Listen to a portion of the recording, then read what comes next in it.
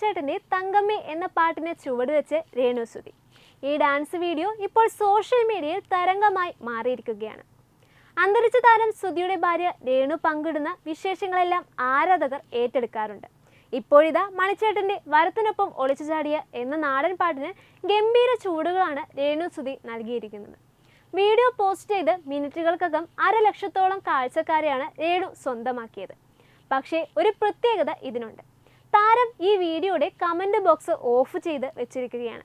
മുൻപ് പങ്കുവച്ച വീഡിയോകൾക്ക് താഴെ അനാവശ്യമായ നെഗറ്റീവ് കമന്റുകൾ നിറഞ്ഞ സാഹചര്യത്തിലായിരിക്കും രേണു ഇത്തരമൊരു തീരുമാനം എടുത്തിരിക്കാൻ സാധ്യത.